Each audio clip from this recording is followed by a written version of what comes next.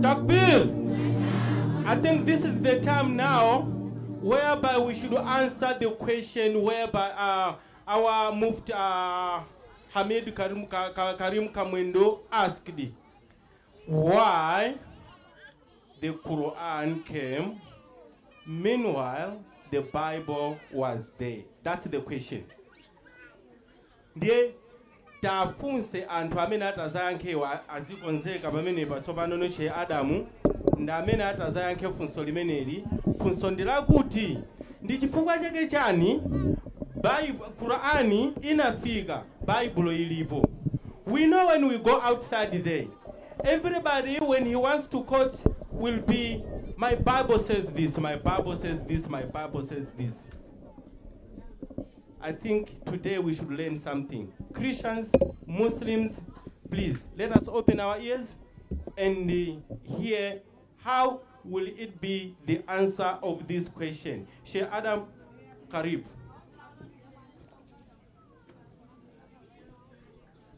Sidi jaja chakulungwa wakusaka kutochera gaba 10 rand na mwaka muchisa 15 20 basi komboleka kutupaga inshallah. Masiti igwe nigere gwago kuti mwine mwakugamale na mwagamba kutuka muchisa mwa sadaka basi inshallah. Anyamata masiti kumbuyo kuso inshallah. Assalamu alaikum.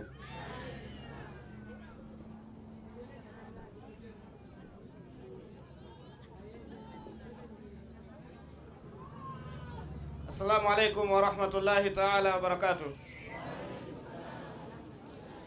Alhamdulillahi wa kafa wa salamun ala ibadihi alladhina istafa.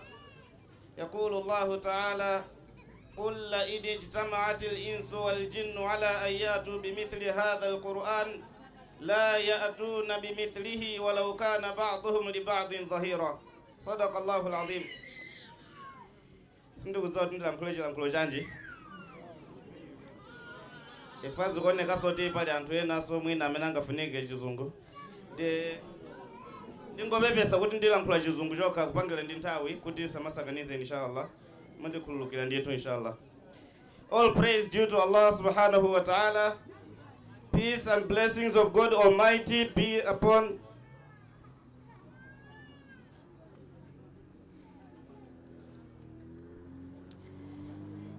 all praise due to God Almighty. Peace and blessings of God Almighty be upon His chosen messengers. My respected Sheikh Abdul Karim Kamwendo, Dr. Shoaib Masasa, Mufti Abdul Rahman, Sheikh Abdul Latif, and all the scholars. Firstly, it is indeed an honor for a child like myself to be standing in front of you. I'm just asking Allah subhanahu wa ta'ala to keep me firm and give me the ability to deliver the message. And not forgetting everybody who has come, who has gathered here today. My dear brothers and sisters, it is common knowledge that God has sent different scriptures. Each one of us does understand that God revealed Torah unto Moses. He revealed the book of Psalms to David. He revealed the book of Injil to Jesus. And if we look at those previous scriptures, they are widely accepted and most of the people do understand them. But the most unfortunate part is that people, especially the non-Muslims, hardly understand what Quran is. And my duty this afternoon will be to try and introduce the Holy Quran unto you. So where I'm going to start from, I just want to define the word Quran. The word Quran is an Arabic name which is coming from the word, the root word qara'a in Arabic language, which means to recite. And the Quran means a book that is to be recited. And this book called the Quran was revealed to a messenger, to a prophet called Muhammad, peace be upon him. But I'll try to introduce the Prophet Muhammad, peace be upon him, on the basis of revelation. And I'll do my introduction from the Quran. I will start introducing him from the Surah Al-A'raf, which is chapter number 7 of the Quran, on verse 157, Allah is addressing us by saying, الَّذِينَ يَتَّبِعُونَ الرَّسُولَ النَّبِيَّ الْأُمِّيِّ الَّذِي يَجِدُونَهُ مَكْتُوبًا عِنْدَهُمْ فِي التَّوْرَاةِ وَالْإِنْجِيلِ. That those people who follow a messenger, a prophet who is al-ummi, unlettered, a prophet who could neither read or write, يَجِدُونَهُ مَكْتُوبًا عِنْدَهُمْ فِي التَّوْرَاةِ وَالْإِنْجِيلِ. They find that the stories about the Prophet Muhammad are written in the Torah as well as the Gospels. Further, the point that I want to emphasize in this verse is the fact that the Prophet Muhammad was unlettered. He could not write, he could not read. And that message is also repeated in Surah Shura, which is chapter number 42 of the Quran, on verse 52. Allah says, وَكَذَلِكَ أَوْحَيْنَا إِلَيْكَ رُوحًا مِّنْ أَمْرِنَا مَا كُنْتَ تَدْرِي مَا الْكِتَابُ وَلَا الْإِيمَانُ. It is indeed God Almighty who has revealed the Quran unto you. You didn't know what is a book, and you didn't know مَا كُنْتَ تَدْرِي مَا الْكِتَابُ وَلَا الْإِيمَانُ. You didn't even know what is faith. وَلَكِنْ جَعَلْنَاهُ نُورًا نَهْدِي بِهِ مَنْ نَشَاءُ مِنْ عِبَادِنَا. But we made this Quran to be a light that through which we guide those whom we have selected.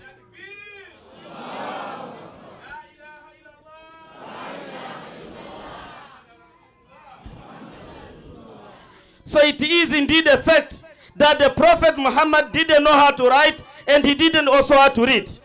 But what is even more surprising, more strange about the Prophet Muhammad, peace be upon him, is that normally when a person is not educated and is living among the people who are educated, he has the advantage of collecting information from them. But when it comes to the Prophet Muhammad, not only was he unlettered, but he was living among the people who were not educated. In chapter 62 of the Quran, Surah Al-Jumu'ah, on verse 2, Allah subhanahu wa ta'ala says, هُوَ الَّذِي بَعَثَ فِي الْأُمِّيِّينَ رَسُولًا مِّنْهُمْ. It is God Almighty who sent from amongst the uneducated people a messenger from amongst themselves. So we have the situation whereby the Prophet Muhammad, peace be upon him, he didn't know how to read and write, and living among the people who most of them didn't know how to read and write. And Allah, God Almighty, chose to give the Quran to such a person. What is the wisdom behind this? The Quran gives a reply in Surah Al-Ankabut, which is chapter number 29 on verse 48. Allah says, وَكَذَلِكَ أَوْحَيْنَا إِلَيْكَ وَمَا كُنْتَ تَتْلُو مِنْ قَبْلِهِ مِنْ كِتَابِ وَلَا تَخُطُّهُ بِيَمِينِكَ. God Almighty is reminding the Prophet Muhammad that you have never written anything. وَمَا كُنْتَ تَتْلُو مِنْ قَبْلِهِ مِنْ كِتَابِ. You have never recited, you have never read any book before the Quran. وَلَا تَخُطُّهُ بِيَمِينِكَ. And you have never written any book before the Quran. إِذَنْ لَرُتَابَ الْمُبْطِلُونَ. So why should God Almighty give the Quran to someone who has never read any book, he has never authored any book? What is the reason for that? Allah says, إِذَنْ لَرُتَابَ الْمُبْطِلُونَ. So that the doubters do not doubt. Because for someone who has never written any book and is coming to us with a book as big as the Quran, a person who didn't know how to read and write, he is coming to us with a book as big as the Quran. Isn't that strange? But I'll tell you something more strange about the Quran. This Quran here, today in the world, we have the people who are very, very educated. I can challenge the world standing here that there's no professor, no doctor in this world who can write just one page and challenge the world to pick one mistake from that. But look what the Prophet Muhammad, peace be upon him. Someone 1,400 years ago, he could not read, he could not write. He is bringing this book, 114 chapters inside, 6,236 verses inside. What challenge does the Quran say in Surah Al-Isra, chapter number 17 on verse 88? قُلْ لَإِنِ اجْتَمَعَتِ الْإِنسُ وَالْجِنُّ عَلَىٰ أَن يَأْتُوا بِمِثْلِ هَذَا الْقُرْآنِ لَا يَأْتُونَ بِمِثْلِهِ وَلَوْ كَانَ بَعْضُهُمْ لِبَعْضٍ ظَهِيرًا. Say, if the mankind and the jinn kind, if all of them came together to produce a book like the Quran, they will never be able to do that. Trust me, this challenge was made more than 1,400 years ago, and the challenge still stands today in 2018. Further, obviously this challenge was too big to tell the people to produce something like the Quran. God, Allah Almighty, He decided to reduce the challenge. In chapter 11 of the Quran, Surah Hud on verse 13, أَمْ يَقُولُونَ افْتَرَاهُ قُلْ فَأْتُوا بِعَشْرِ سُوَرٍ مِثْلِهِ مُفْتَرَيَاتٍ. That maybe the people are saying that the Prophet Muhammad has forged the Quran. He just wrote it by himself. He said, no problem. Just bring 10 chapters like the chapters we have in the Quran. So we are reducing the challenge. Not the whole Quran, 114. We are taking all the other chapters out. Just produce 10 chapters like the chapters that are there in the Quran. And for 1400 years, the challenge is still standing. But that also is too much. We want to reduce the challenge further. In chapter 2 of the Quran, Surah Al-Baqarah, on verse 23, Allah subhanahu wa ta'ala, God Almighty, He says, وَإِن كُنْتُمْ فِي رَيْبٍ مِمَّا نَزَّلْنَا إِلَيْكَ فَأْتُوا بِسُورَةٍ مِّن مِثْلِهِ. Say, if you are doubting about the Quran, just produce one chapter like the one that is in the Quran. And again, that challenge is still standing until today. And we want to reduce the challenge even further. In Surah Al-Tur, chapter 52, from verses 33 and 34, أَمْ يَقُولُونَ تَقَوَّلَ بَلْ لَا يُؤْمِنُونَ فَلْيَأْتُوا بِحَدِيثٍ مِثْلِهِ. Maybe some people will say, the Prophet Muhammad is just fabricating the Quran. Just bring one verse, like the verse that is in the Quran. For 1,400 years, the challenge is still standing there, and nobody has ever brought something like the Quran. Now this is my question to you. How possible is it that someone 1,400 years ago, he could not read, he could not write, he brings a book as big as the Quran and challenges the entire world that you must produce something like it, when the most educated people of our time can never dare to challenge the world? Now let us go further into some of the prophecies that are in the Quran. You know, the Quran made a number of prophecies, but I'll just limit myself to a few due to time. I'll quote you chapter 15 of the Quran, Surah Al-Hijr.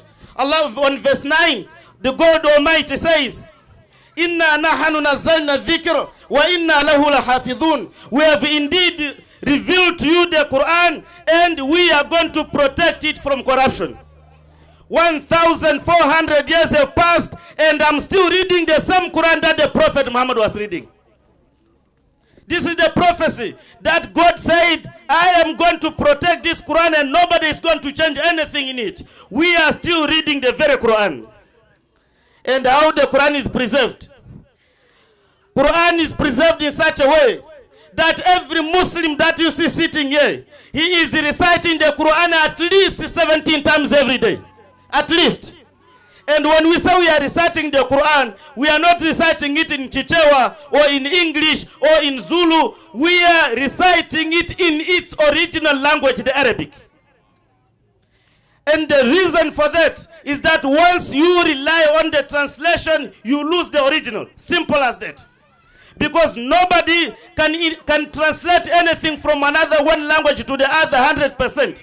So the word of God has to be 100% intact. So if we rely on the translations, this is why we have more than 450 versions of the Bibles and not even 2 are the same. Further, there is another prophecy in the Quran, in chapter 54, which is Surah Al-Qalam. This prophecy repeats itself 4 times in this chapter 54 of the Quran, on verse 17, on verse 22, on verse 32, and verse 40 of one chapter. Allah subhanahu wa ta'ala says, وَلَقَدْ يَسَّرُنَا الْقُرْآنَ لِلذِّكِرِ فَهَلْ مِن مُدَّكِرٍ. We have made the Quran very, very, very easy to remember. Imagine, please give me back the Quran again. Imagine the book like this. How can you imagine that we got millions of Muslims who memorized it? Cover to cover. How can you even understand it? And what is most strange is that most of the people who have memorized the Quran cannot even greet you in Arabic language. So God Almighty said this 1,400 years ago. وَلَقَدْ يَسَّرْنَا الْقُرْآنَ لِلذِّكْرِ. We have made this Quran easy to remember. Trust me, if it was not for this verse, there's no one who can even memorize Surah Al-Baqarah alone. Chapter 2 of the Quran. It's impossible. But because God said, I made it easy for you to remember the Quran, this is why we are able to memorize the whole Quran. And I thank Allah. I'm not trying to boast, but for those who are not Muslims among us, I just want to assure you that I'm fortunate to be one of those. Now, in the time of the Prophet Muhammad, peace be upon him, people were going to him and they were demanding for the sign. They were expecting the Prophet Muhammad, peace be upon him, to be performing the signs all the time. In chapter 29 of the Quran, Surah Al-Ankabut, on verse 50 and 51, وَقَالُوا لَوْلَا أُنزِلَ عَلَيْهِ آيَاتٌ مِّن رَبِّهِ. The people were demanding the signs from the Prophet Muhammad, peace be upon him. On verse 51, God says, أَوَلَمْ يَكْفِهِمْ أَنَّا أَنزَلْنَا عَلَيْكَ الْكِتَابَ يُتْلَى عَلَيْهِمْ. Is this Quran that is being recited in front of you not enough? How much more miracles do you want? Prophets have performed so many miracles. Moses parted the sea. We know Jesus, he could heal the blind and so on. All those miracles are gone. The miracle of the Quran is there to stay forever. Now, let us go into some of the laws that are there in the Quran. The Quran is a miracle in everything. So if we look at the laws of the Quran, Quran firstly protects the fundamentals, the basics of our religion. Because if your scripture, if your book is not protecting your belief, if your book is keeping you confused, you don't know which is which, then definitely there's a problem. This is why in Surah Al-Ma'idah, on chapter 5 verse 48, Allah says, وَأَنزَلْنَا عَلَيْكَ الْكِتَابَ بِالْحَقِّ تِبْيَانًا لِكُلِّ شَيْءٍ. Allah has sent this Quran to be a criterion for judgment between what is correct and what is wrong from the previous scriptures. We are going to go through that, inshallah. Now let us look at the laws. If we read the Quran, more than 1 billion Muslims in this world, not even one Muslim is confused to say who is God. Not one Muslim is confused. Why? Because the Quran safeguards that. Quran is very, very clear on that. Chapter 112 of the Quran. قُلْ هُوَ اللَّهُ أَحَدٌ اللَّهُ الصَّمَدُ لَمْ يَلِدْ وَلَمْ يُولَدْ وَلَمْ يَكُنْ لَهُ كُفُوًا أَحَدٌ. Say, God is one and only. 1 billion Muslims in the world, we are not confused about it. And to safeguard it more, the challenge, the problem, the warning comes in chapter 4 of the Quran, Surah An-Nisa on verse 48. إِنَّ اللَّهَ لَا يَغْفِرُ أَن يُشْرَكَ بِهِ وَيَغْفِرُ مَا دُونَ ذَلِكَ لِمَن يَشَاءُ. These are the consequences of worshipping idols. God says, if a person worships none other than the true God and he dies before repenting, there's no chance of salvation for that person. So as Muslims, we understand that. So more than 1 billion Muslims, we are not confused. So let us go to the Bible. If I have to follow the Bible today, I want to know who God is. It's very, very clear. If we go to the book of Deuteronomy chapter 6 verse 4, if we go to the book of Exodus chapter 20 verse 3, if we go to Isaiah 43:10, if we go to the book of Mark chapter 12 verse 28-29, the book of Luke chapter 18-17, the book of John 17:3, in all these verses, it is clear that God is only one. But on the other hand, if we go to the book of Matthew chapter 28 verse 19, if we go to the book of John chapter 1 verse 1, we find the book of John chapter 10 verse 30. These are the verses that are confusing the Christians until today, and they consider Jesus to be God. But that is not my problem. My problem is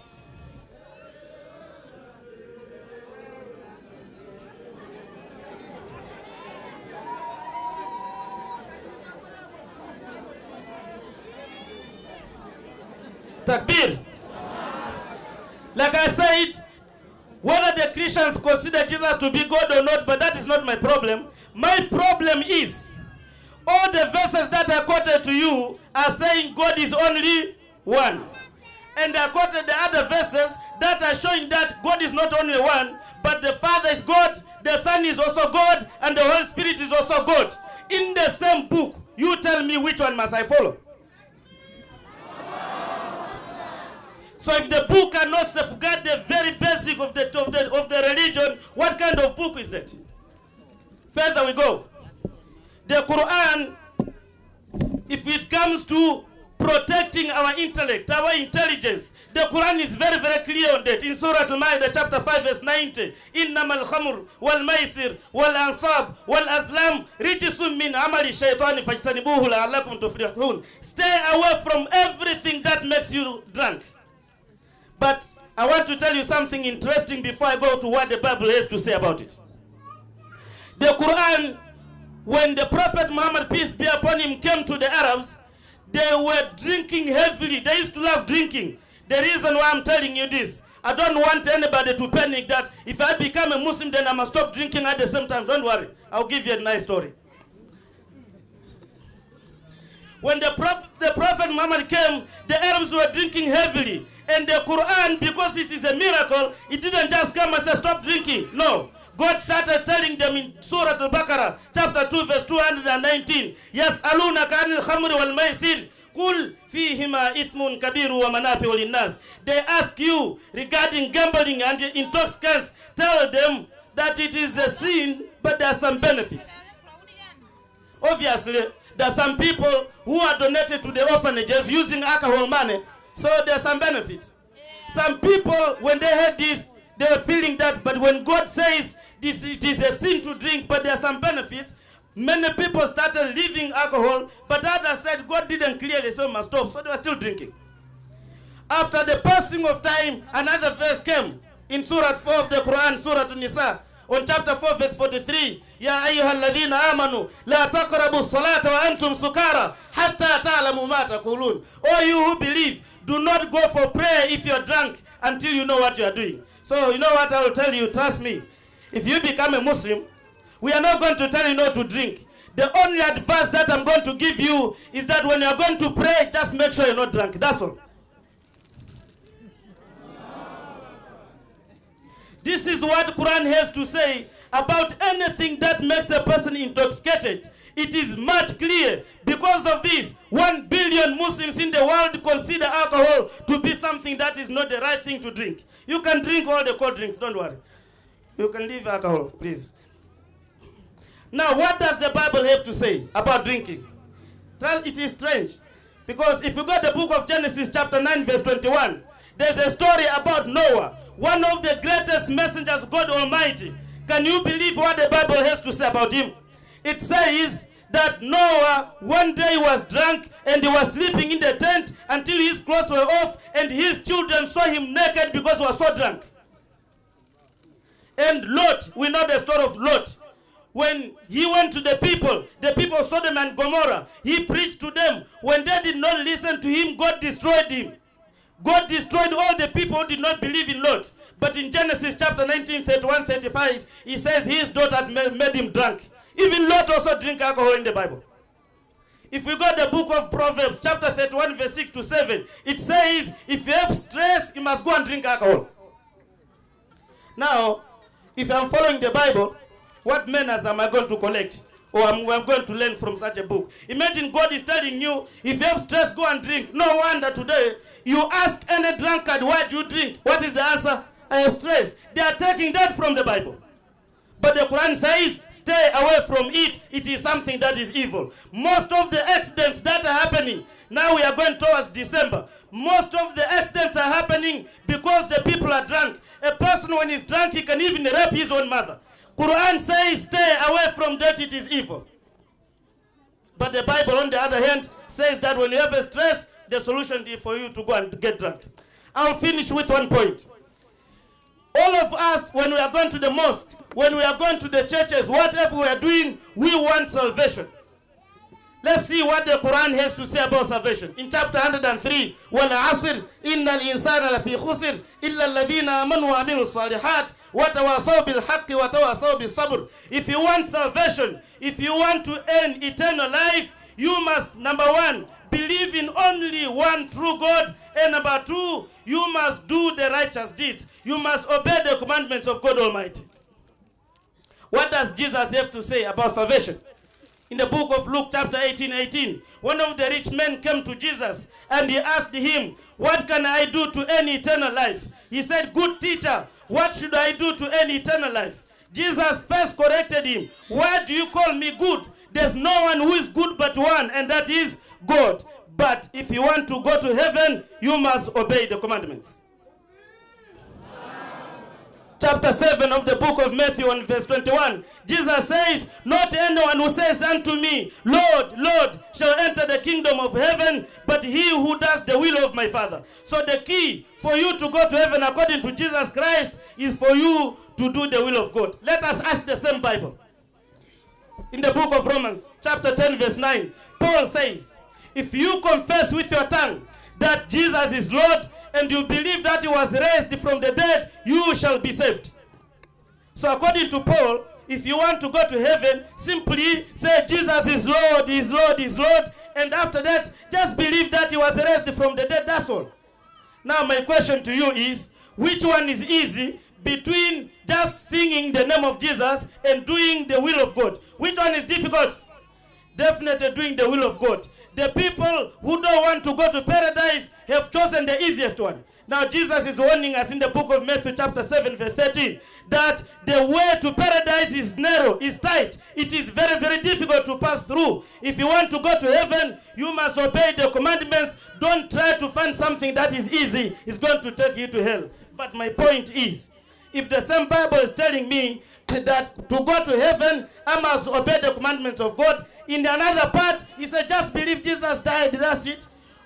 Which one will take me to heaven if I have to follow that book? My point is, the book of God should be consistent. It should not keep the followers confused. Wa akhiru da'wana alhamdulillahi rabbil alamin. Takbir! Kutenda dawa!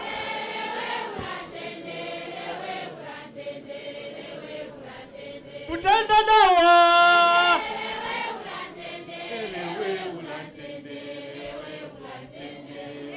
Takbir!